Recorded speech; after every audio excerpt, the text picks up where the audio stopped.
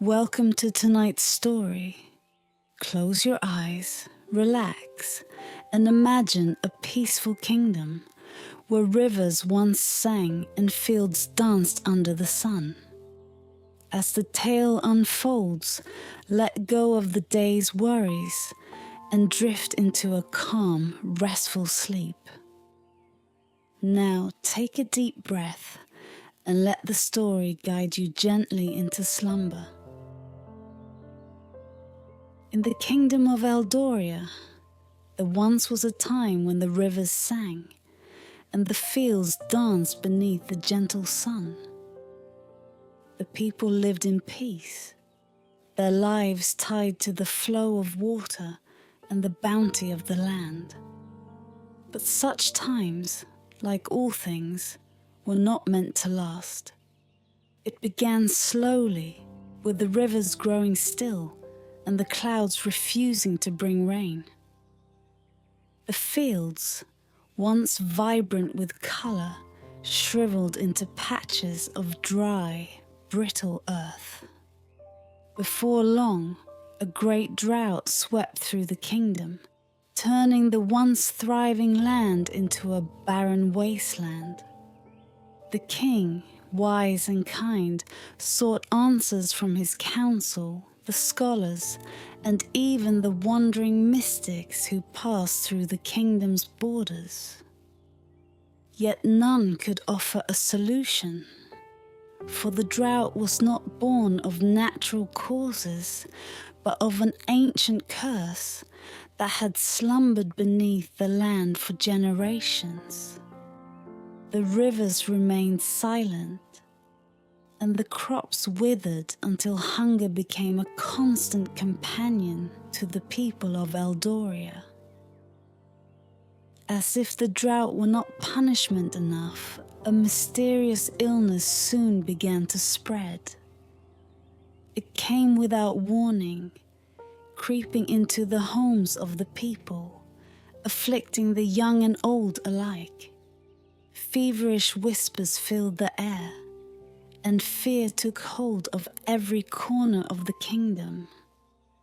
The king's daughter, beloved by all, was among the first to fall ill.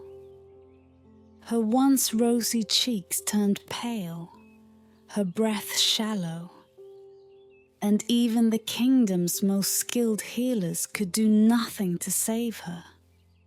Desperation gripped the king's heart, and he called upon the oldest and wisest of his advisors. Together, they scoured the ancient texts, seeking a remedy for the plague and the drought. It was in one of these forgotten tomes that they found the answer, an ancient legend of a magical horn belonging to the last unicorn. The horn, it was said, had the power to purify water and heal even the gravest of illnesses. Yet the tale carried a warning. The unicorn's horn lay deep within the cursed duskwood forest, a place where no man had ever returned. The duskwood was a place of shadows and twisted trees, a forest where time itself seemed to bend, and the air was thick with magic, both dark and ancient. The very thought of entering such a place chilled the hearts of even the bravest knights. For many years, the forest had stood untouched, its mysteries left undisturbed by those who valued their lives. The king knew what needed to be done. The horn was the kingdom's only hope, but who would be brave enough to venture into the cursed forest? The court was silent as the king spoke of the quest, fear flickering in the eyes of his most loyal knights. That is when Sir Cedric, a young knight of the kingdom, stepped forward. His heart was not only full of loyalty to the crown, but also heavy with worry for his own sister, who had fallen victim to the mysterious illness. "I will go, Your Majesty," Cedric declared, his voice unwavering. "I will retrieve the horn and save this kingdom." The king, moved by Cedric's courage, granted him his blessing and ordered that a magical compass, said to guide its bearer through even the darkest of paths, be given to him for the journey. The kingdom watched in silence as Cedric prepared for his quest, knowing that he might never return from the shadows of Duskwood.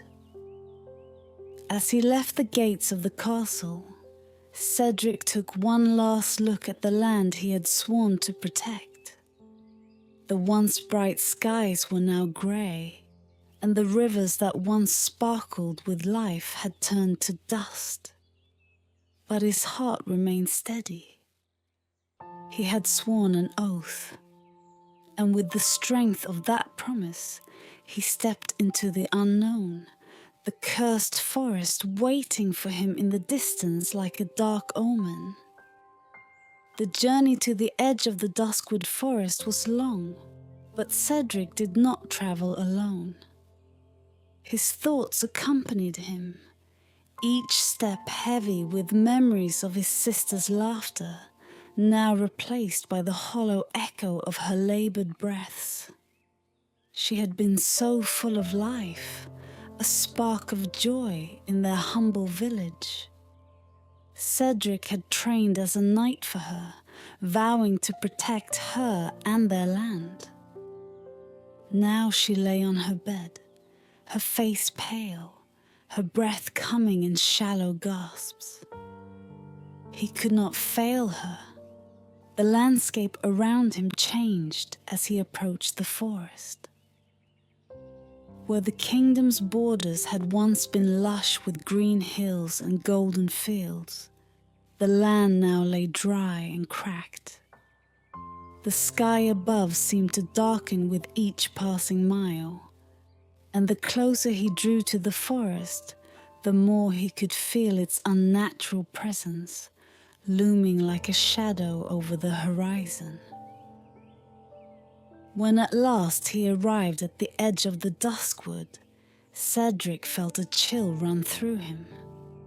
The forest stood like a wall of darkness before him, its trees gnarled and twisted, their branches reaching out like skeletal hands. No birds sang here, no breeze stirred the leaves. The silence was oppressive, and the air itself seemed thick with a sense of foreboding. But Cedric did not waver. He drew the magical compass from his satchel and held it in his hand. Its needle spun wildly for a moment before settling, pointing straight ahead into the heart of the forest. With a deep breath, Cedric stepped forward. The moment he crossed the threshold into the forest, the world seemed to change. The air was heavier here, filled with an unnatural stillness, and the light of the sun barely pierced the thick canopy above. Every step felt as though the shadows themselves were watching him, waiting for him to falter. But Cedric pressed on, determined to fulfill his oath. The deeper he ventured, the stranger the forest became. The trees, once merely twisted, now seemed to move, shifting ever so slightly in his peripheral vision. And the whispers, soft, eerie voices that seemed to echo through the air, grew louder with every step. They were voices of warning, telling him to turn back, to abandon his quest. But Cedric, his heart focused on the task before him, ignored them. After hours of walking, Cedric came upon a clearing where the trees parted, and a faint, pale light illuminated the ground. In the center of the clearing stood a stone altar overgrown with moss and vines. On the altar lay an object, a small silver locket. Cedric approached cautiously, his hand resting on the hilt of his sword.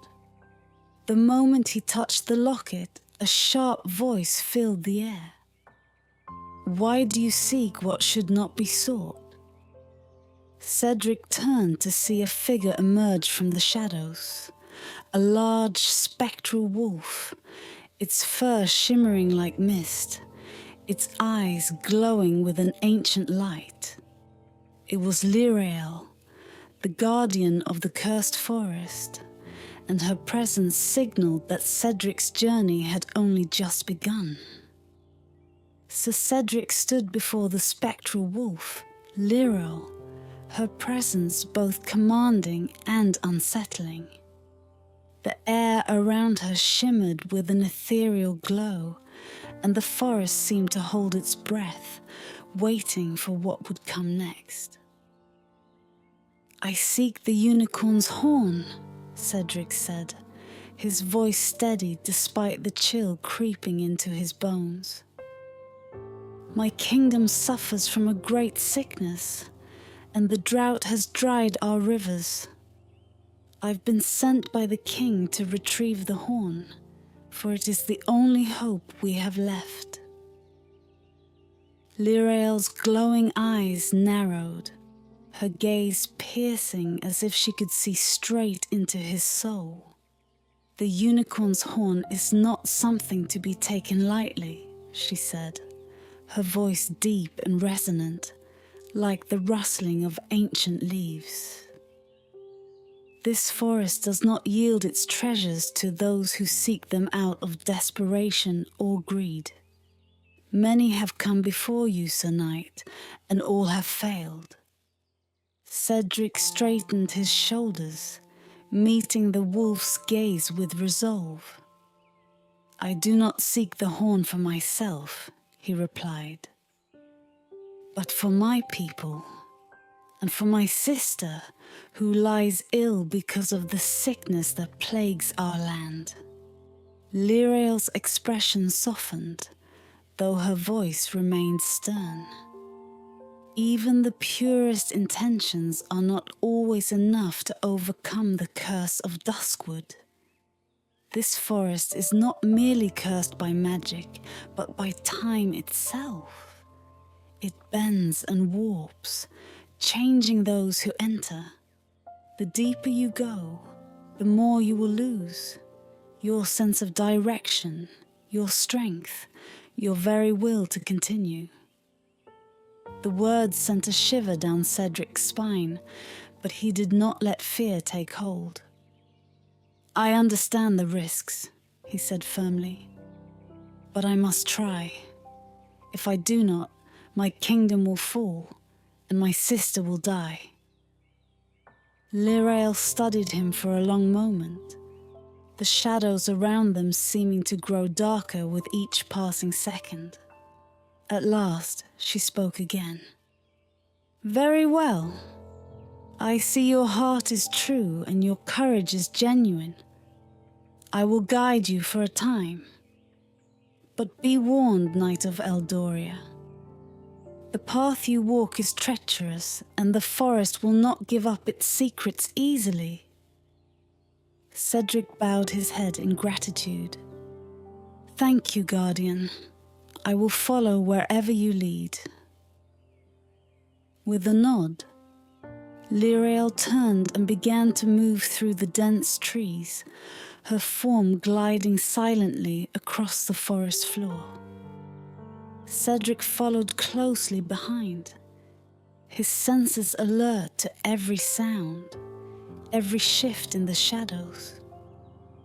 The trees seemed to lean in closer the further they went, their branches twisting together to form a canopy so thick that only slivers of light filtered through. The forest floor was covered in a tangle of roots and thorns, making each step a careful one. As they travelled deeper into the forest, the air grew colder, and an eerie mist began to rise from the ground. Cedric could feel the weight of the curse pressing in on him, like a cold hand gripping his heart.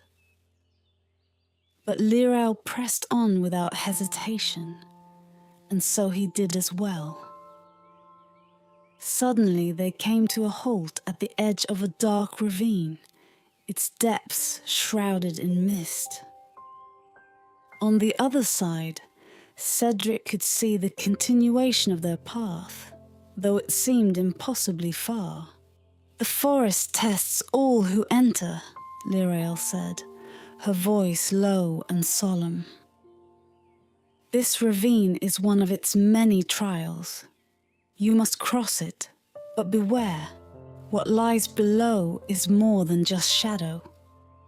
It is the essence of the curse itself, and if you fall, you will be lost forever." Cedric felt a chill crawl up his spine, but he refused to let fear sway him. "How do I cross?" he asked. Lirael stepped forward, her eyes glowing brighter. "There is only one way, to trust in the forest's magic. Close your eyes, Sir Cedric. Step forward and let the forest carry you. But remember this, you must not look down, nor let doubt fill your heart. For if you falter, even for a moment, the curse will take hold." Cedric swallowed hard. The idea of stepping into the mist-filled void, trusting only in magic, was a terrifying one. But he had no choice. He had sworn an oath, and he could not turn back now. Taking a deep breath, Cedric closed his eyes and stepped forward. At first, he felt nothing beneath his feet, as though he were walking on air. His heart raced, but he kept his mind focused on his sister, on the kingdom he had vowed to save. Step by step he moved forward, the mist swirling around him like ghostly fingers. The whispers of the forest grew louder, but he pushed them aside, refusing to let them enter his thoughts. After what felt like an eternity, Cedric opened his eyes. He was on the other side of the ravine, safe. He let out a breath he hadn't realized he was holding. "Well done," Lirael said, her voice filled with quiet approval. "But remember, Sir Knight, this is only the beginning. The true dangers of Duskwood lie ahead." With that, they continued their journey, the darkness of the forest closing in around them once more. The forest grew even darker as Cedric and Lirael ventured deeper. The trees no longer whispered, they groaned, their creaking branches heavy with the weight of forgotten magic. Cedric could feel the curse pressing against him from all sides, but he remained resolute, keeping his mind focused on the task ahead. He knew that whatever dangers lurked in the depths of Duskwood, he could not allow them to sway him from his path. Lirael padded silently beside him, her spectral form glowing faintly in the gloom. The wolf moved with grace and confidence, but there was a heaviness to her steps, as though the weight of centuries lay on her shoulders. Cedric wondered how long she had been the guardian of this cursed place. How many souls she had guided, only to watch them fail. At length, the trees parted, revealing a small clearing bathed in an eerie, pale light. In the center stood an ancient stone pedestal covered in moss and vines. Upon it rested a silver chalice, its surface shimmering as though lit from within. Lyrael stopped at the edge of the clearing, her glowing eyes fixed on the chalice. "We have arrived at the first true test," she said, her voice low and somber. "The Lady of the Grove watches over this place. She is as old as the forest itself, and her magic is tied to the land. If you wish to continue, you must face her trial." Cedric looked at the chalice, then back at Lyrael. "What is the trial?" "The water in that chalice is enchanted," Lyrael explained. "It will reflect your true self, your heart's deepest truths and darkest secrets. If you are pure of heart, the water will grant you a blessing, one that will aid you on your journey. But if you are not..." Her voice trailed off, leaving the rest unsaid. The consequences of failure hung heavily in the air. Cedric's heart pounded in his chest. He had never doubted his purpose, never questioned the righteousness of his quest. Yet the thought of facing his own reflection, of confronting the deepest parts of himself, filled him with a sense of dread. What if there were doubts hidden within him that he had never acknowledged? What if his fear for his sister clouded his judgment, or his desire to prove himself to the king tarnished his intentions? But there was no turning back now. Steeling himself, Cedric stepped forward, his boots crunching softly on the moss-covered ground. He approached the stone pedestal, the chalice gleaming before him like a beacon in the darkness. Slowly he reached out and grasped the silver handle, lifting the chalice to his lips. The water was cool and sweet, and as it touched his tongue, a strange sensation washed over him. It was as if the world around him melted away, leaving only darkness and the sound of his own heartbeat. He closed his eyes, and in that moment, the visions began.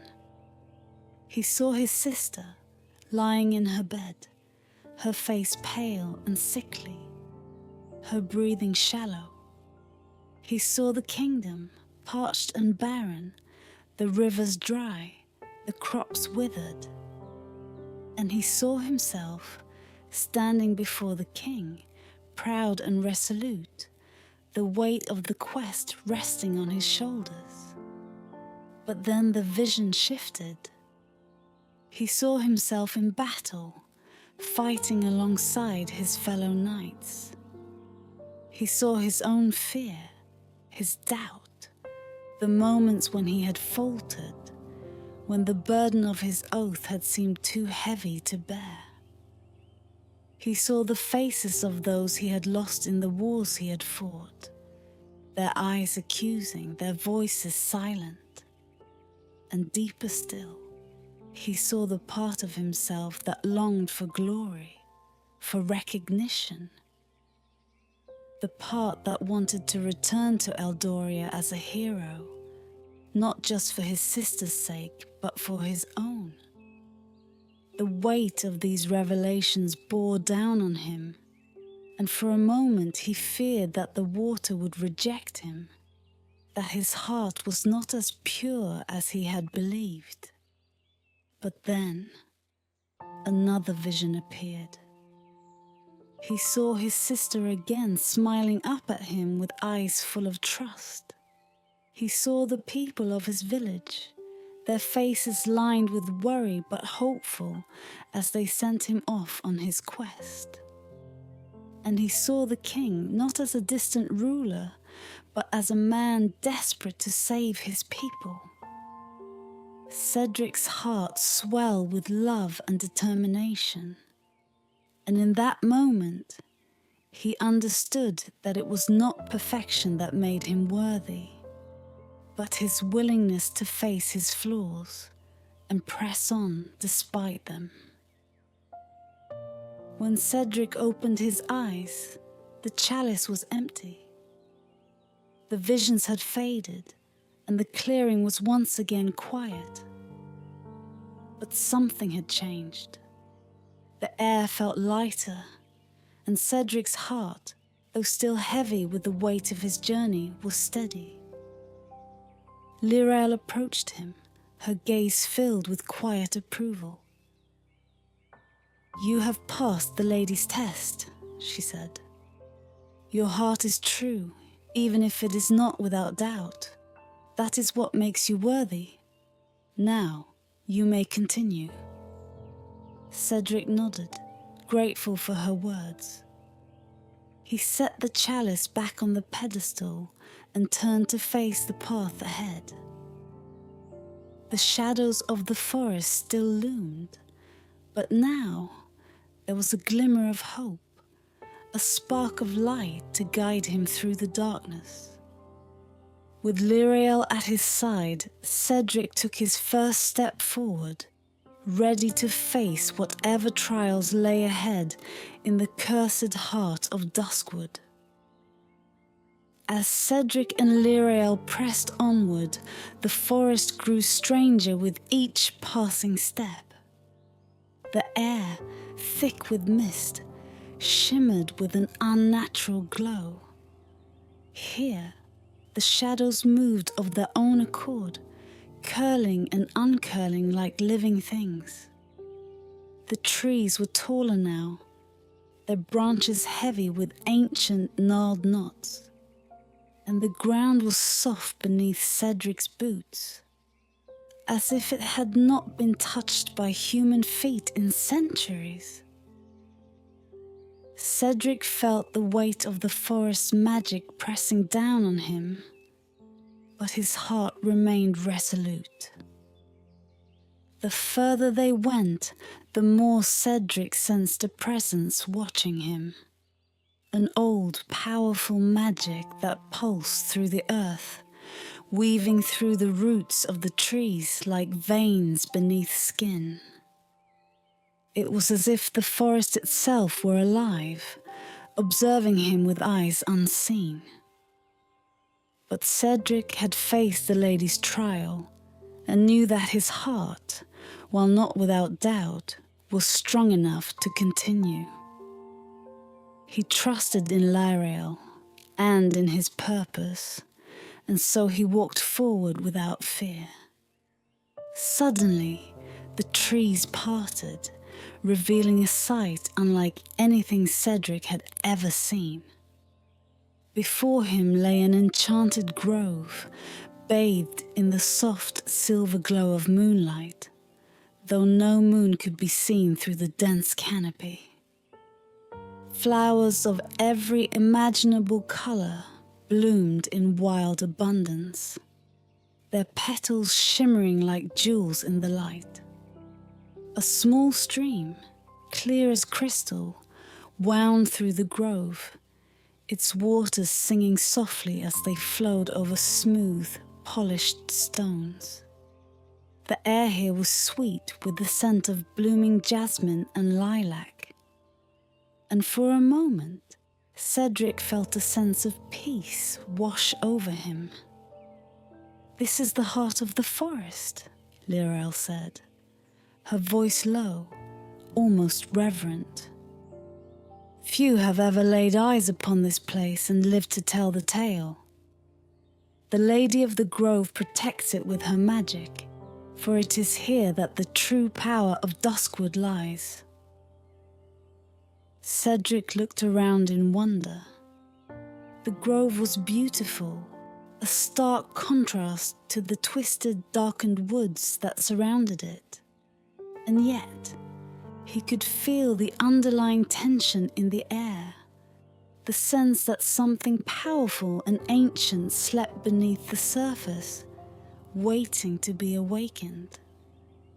In the center of the grove stood a figure, tall and graceful, her skin as pale as moonlight, and her hair flowing like water over her shoulders. She was clothed in a gown made of leaves and flowers, her eyes shining with a light that seemed to come from within. This was the Lady of the Grove, the ancient being who had watched over Duskwood for centuries. Cedric bowed deeply as he approached, for he knew that this was no ordinary encounter.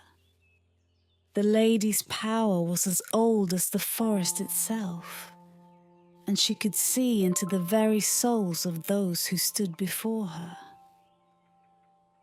"You have come far, Sir Cedric of Eldoria," the lady said, her voice soft yet filled with the weight of ages. "You have faced the trials of the forest and proven yourself worthy to stand in this sacred place. But your journey is not yet over."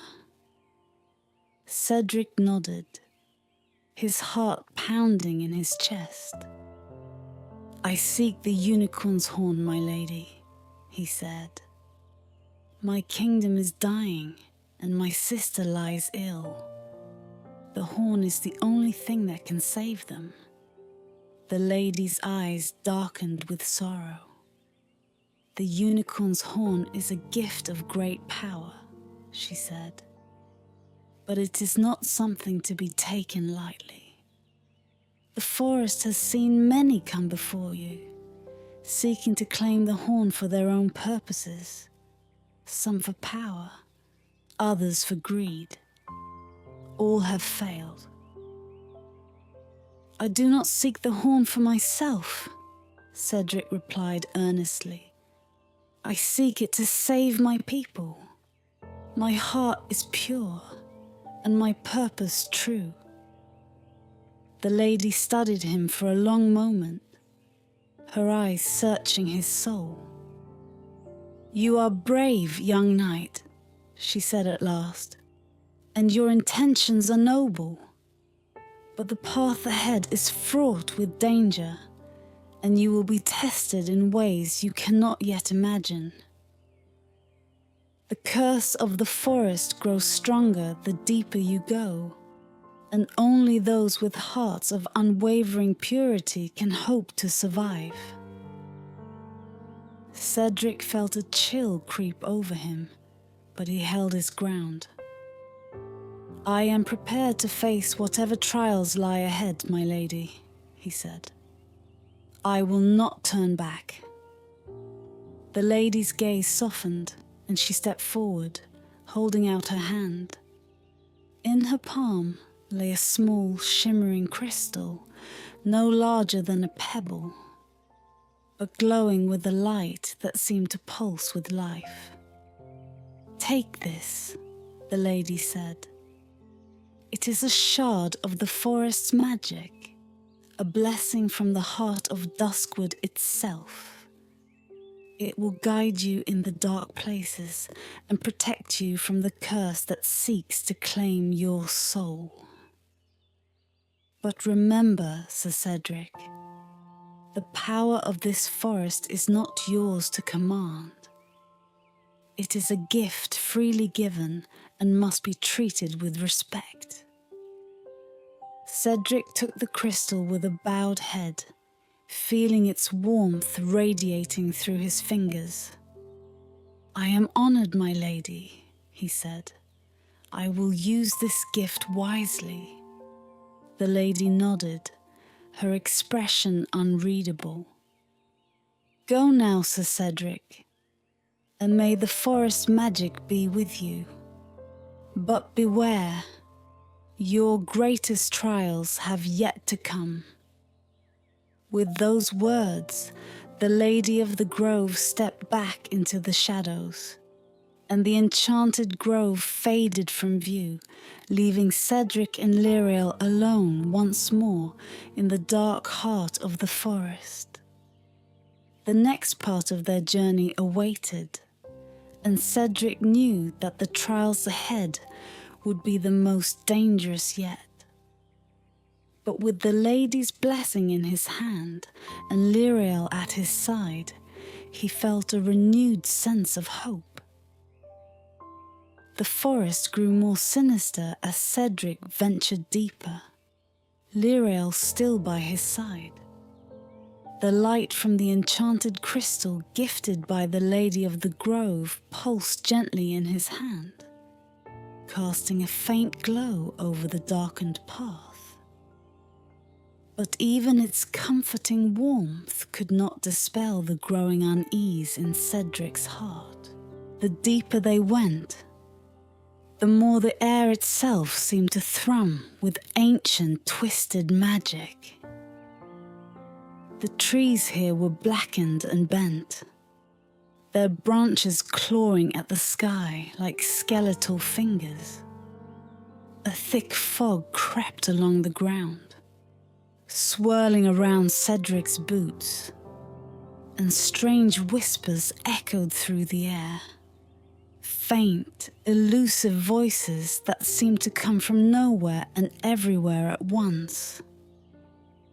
Cedric gripped the hilt of his sword tightly, his senses sharp, though there was no enemy in sight. The forest itself was the adversary now. "Stay alert," Lyriel murmured, her eyes glowing faintly in the dim light. This is where the forest truly tests those who enter. It knows your desires, your fears. It will tempt you, confuse you, try to break your spirit. Cedric nodded but said nothing.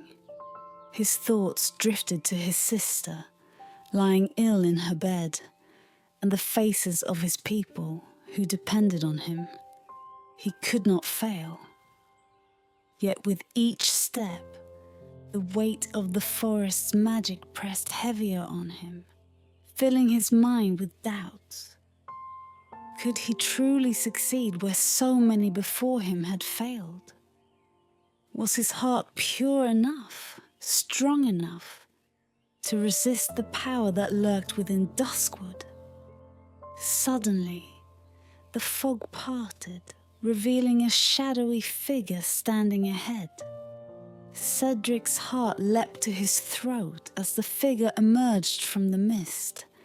A tall, imposing man in a dark cloak, his face hidden beneath a hood. The man's presence was chilling, and yet there was something familiar about him, as though Cedric had seen him before in a dream. The stranger stepped forward, his voice smooth and velvety as he spoke. "You've come far, young knight." Cedric's hand instinctively went to his sword. "Who are you?" he demanded, his voice steady despite the tension in the air. The man chuckled softly, a sound that echoed through the trees like the rustling of dead leaves. "Who I am is of little consequence. What matters is what I offer." He stepped closer, his hood slipping back just enough to reveal cold, sharp eyes. "You seek the unicorn's horn, do you not? You wish to save your kingdom, your sister?" Cedric frowned, his grip tightening on his sword. "I do. But the horn cannot be given freely. I must earn it." "Earn it?" the man repeated, his voice dripping with disdain. "Why waste time with such notions? The horn is within your grasp, if only you are willing to take it." The man waved his hand, and the fog around them parted further. revealing the object of Cedric's quest. There, lying atop a stone pedestal, was the unicorn's horn, glowing with a soft ethereal light. It was magnificent, a spiraling length of pure ivory, shimmering with a power that made Cedric's heart race. He could feel its magic from where he stood, its warmth like a beacon calling out to him. For a moment, Cedric felt a rush of hope, his breath catching in his throat. The horn, it was right there, within reach. The quest could be over. His sister could be saved. His people would have water again, and the sickness would be cured. But then the stranger's voice cut through his thoughts. "All you must do," the man said, "is give up a single thing. Your memories of them." Cedric blinked, confused. "What do you mean?" The man's smile was cold. "Your love for them, your sister, your kingdom. They weigh you down, cloud your mind with doubt. Give up the memories, the feelings. In exchange, the horn is yours. No more pain, no more fear. Think of what you could achieve without such burdens holding you back." Cedric stared at the man, a cold pit forming in his stomach. "Give up my memories? My love? What kind of knight would I be without them?" "A stronger one," the man replied smoothly. "One who seeks power without distraction. With the horn, you could rule this kingdom. You could end the drought, the sickness, and be remembered as the greatest knight Eldoria has ever known." The temptation gnawed at Cedric, the weight of the offer pressing against his heart. The horn was so close, so easy to take. His kingdom would be saved. His sister would live. But at what cost? Cedric looked down at the enchanted crystal in his hand, its light still pulsing steadily, a reminder of the lady's blessing. He remembered her words. "The power of this forest is not yours to command." His love for his sister, his people, his kingdom, these were not burdens. They were the very reason he had come this far. Without them, his quest would mean nothing. Slowly, Cedric shook his head, his resolve hardening. "No, I will not give up my memories. My love is my strength, not my weakness." The man's smile faltered, his eyes narrowing. "Foolish boy, you could have had everything." "I already have everything," Cedric said quietly. "Now leave me, or I'll force you to." The man's form flickered like smoke caught in the wind. "You will regret this," he hissed, before vanishing into the mist. The fog thickened once more, and the unicorn's horn disappeared with it, leaving only the eerie silence of the cursed forest. Lyrael stepped forward, her gaze proud. "You chose wisely, Sir Cedric. The forest cannot sway a heart that is true." Cedric took a deep breath, his pulse slowing as the weight of the temptation lifted. "Let's keep moving," he said, his voice steady once more. "I won't let anything stop me." Together, they continued into the dark heart of Duskwood, where even greater trials awaited. The forest's darkness grew deeper still, As Cedric and Lyrael ventured further, the weight of the ancient curse heavy upon their shoulders. Cedric's thoughts were clear now, his heart more resolute than ever after rejecting the sinister figure's temptation. The path had become treacherous, the ground uneven and thick with roots that seemed to reach up, trying to trip him. Still, Cedric pressed on, guided by the soft glow of the enchanted crystal in his hand and Lyrael's quiet presence by his side. At last they came to a vast clearing, bathed in an ethereal light that seemed to have no source. Cedric's breath caught in his throat as his eyes fell upon the figure at the heart of the clearing. A creature of unparalleled beauty and grace. It was the unicorn, Aurelia, the last of her kind. Aurelia stood tall and proud, her coat shimmering like silver beneath the strange light, her mane flowing like liquid starlight. Her horn, the object of Cedric's quest, spiraled upward from her forehead, glowing softly with an inner light that pulsed in time with the magic of the forest. Her eyes, deep and knowing, fixed on Cedric, and in them he saw both kindness and sorrow. Lyrael halted at the edge of the clearing, lowering her head in respect.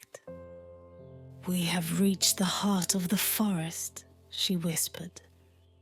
"The choice you make here will determine the fate of many." Cedric stepped forward slowly, his heart pounding in his chest.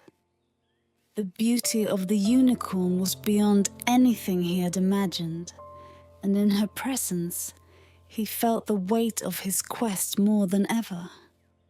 He could feel the power emanating from her, a magic so pure it seemed to hum in the air around her. Yet, as he drew nearer, Cedric noticed the weariness in Aurelia's eyes, a sadness that spoke of centuries spent protecting her horn from those who sought it. "You have come far, Sir Cedric." Aurelia's voice was not spoken aloud but rang clear in his mind, soft and melodic, like the wind through ancient trees. "I know why you are here." Cedric bowed his head, both in respect and in the weight of the decision he knew he had to make. "My kingdom is dying," he said, his voice barely above a whisper.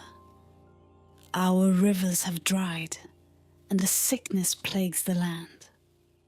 I have come for your horn, for it is said that its magic can heal both our people and the land itself." Aurelia's eyes softened, though the sorrow in them deepened. "The horn of a unicorn holds great power, it is true," she said. "But such power comes at a cost. If you take my horn, it will indeed heal your kingdom and cure the sickness. But my life is bound to my horn.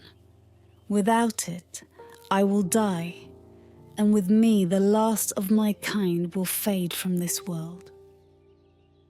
Cedric felt a pang in his heart. He had known the quest would be difficult, but he had not expected this. The fate of his entire kingdom lay before him, and yet, to save it, he would have to end the life of this magnificent creature. The thought weighed heavily on him. "There is no other way?" Cedric asked, though he already knew the answer. Aurelia stepped closer, her luminous eyes locking with his. "There is always another way," she said softly. "But it is not an easy path. My horn is powerful, because it is pure, born of sacrifice and life. If you were to take only a shard of it, you would not have to end my life, but the power you seek would be limited. It would heal the land, but it would take time, time that your people may not have. Cedric's heart ached with the choice before him. He thought of his sister, of her pale face and weak breaths. He thought of the people of Eldoria, their once thriving lands now barren and dry. They needed the horn's magic now, before it was too late. But he also thought of the unicorn standing before him, a creature of such grace and beauty, who had protected the magic of the forest for centuries. Was it right to take her life for the sake of his people? The air around him seemed to hold its breath, waiting for his decision. Cedric looked into Aurelia's eyes and saw no fear, only a deep, ancient wisdom. She would not fight him if he chose to take her horn. She would give her life willingly, for that was the nature of her kind. But could he live with that choice? With a heavy heart, Cedric knelt before the unicorn. "I cannot take your life, Aurelia," he said softly, "even if it means my kingdom must wait. I will take only a shard, and I will trust in the strength of my people to endure until the land is healed." Aurelia lowered her head, touching her horn gently to Cedric's hand. "You have chosen wisely, Sir Cedric," she said, her voice filled with quiet grace. "It is not the power of the horn alone that will save your kingdom, but the courage of those who are willing to sacrifice for it." With that, a small piece of Aurelia's horn broke away, glowing with a soft golden light. Cedric held it in his hand, feeling its warmth and magic pulsing gently. He knew that it would not be enough to heal the land instantly, but it would be enough to start the process, to bring hope to his people once more. As Cedric stood, the forest around them seemed to lighten, as if the very trees were breathing a sigh of relief. Lirael stepped forward, her eyes bright with approval. "The forest has accepted your choice," she said. "But the curse will not lift fully until the final act of sacrifice is made." Cedric looked to Lirael, unsure of what she meant, but before he could ask, the spectral wolf turned and began to lead him back through the darkened woods, leaving the unicorn's lair behind. And so, with the shard of the unicorn's horn in his grasp, Cedric began the long journey back to Eldoria, knowing that the most difficult choices often came with the greatest cost. The journey back through the cursed forest was heavy with silence, though Cedric could feel a subtle shift in the air around him. The darkness was no longer as suffocating, and the trees, though still twisted and ancient, seemed to stand a little taller, as though some of the burden of the curse had been lifted. The shard of the unicorn's horn glowed softly in Cedric's hand, its warmth a reminder of the magic that still pulsed through the forest. Lirael walked beside him, her steps silent, her gaze thoughtful. Cedric could feel the weight of her unspoken words pressing down on him as they made their way toward the edge of Duskwood. He knew that the shard he carried would bring hope to his kingdom. But Lirael's earlier words echoed in his mind. The curse will not lift fully until a final act of sacrifice is made.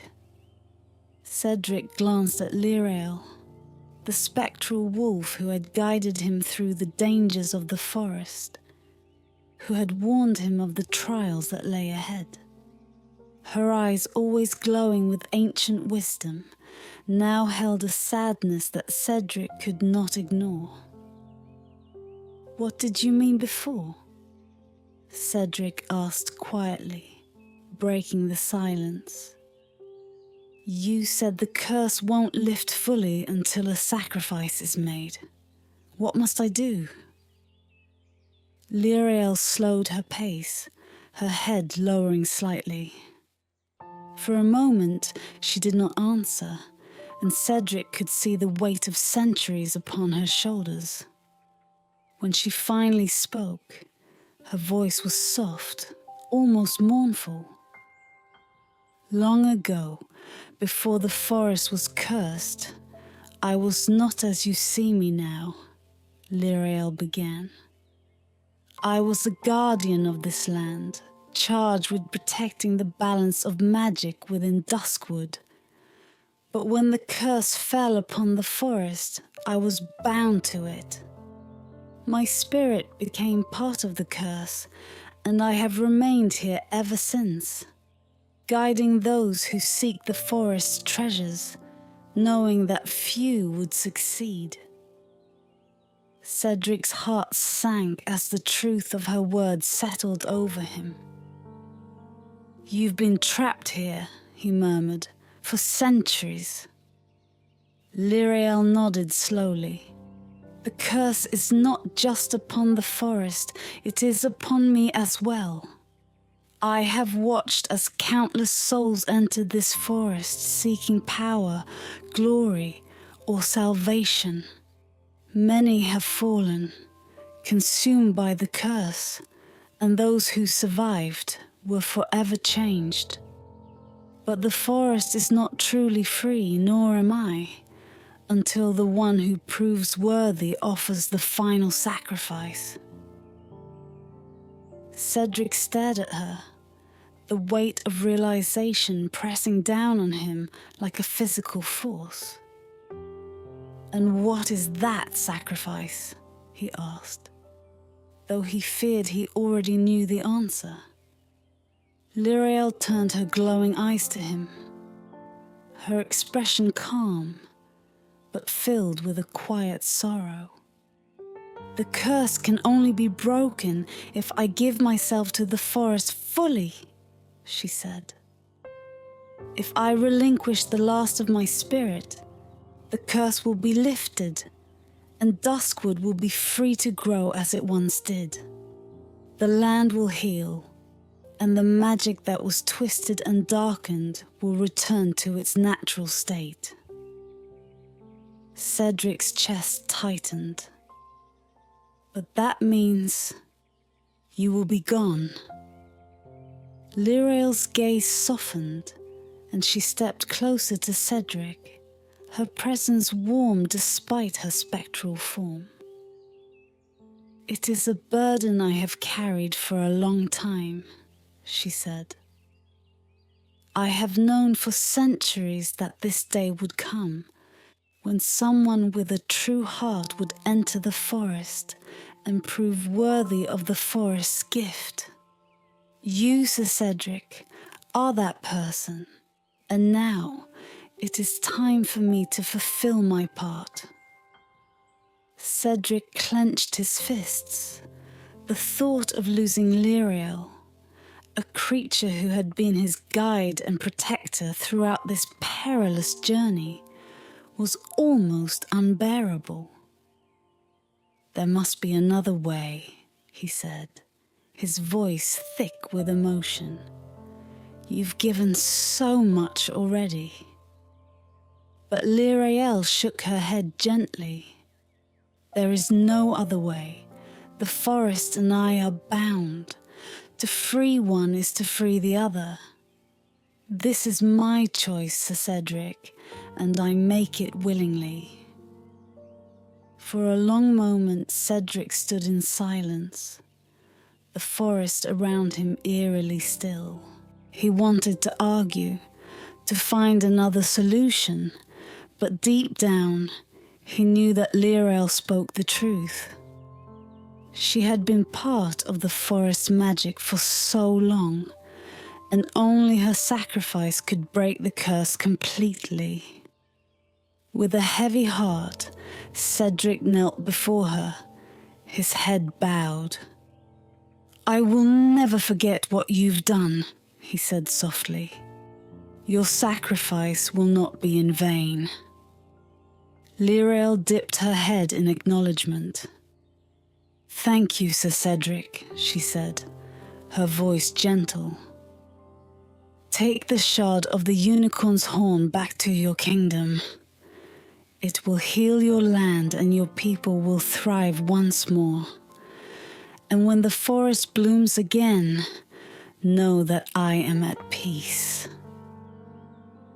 As the last words left her, Lirael's form began to fade, her glowing eyes softening as her spirit released itself into the forest. A gentle breeze stirred the leaves, and the trees, which had once seemed twisted and dark, began to straighten, their branches reaching upward toward the light. Cedric stood, watching as Lirael's form dissolved into the air, leaving behind only the quiet hum of the forest's ancient magic, now restored. The curse had lifted, and with it, a sense of peace settled over Duskwood. With the shard of the unicorn's horn glowing softly in his hand, Cedric turned toward the path ahead.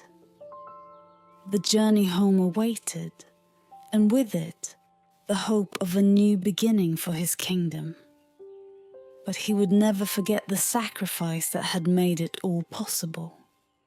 The sun had begun to set as Sir Cedric emerged from the cursed forest, the shard of the unicorn's horn still warm in his hand.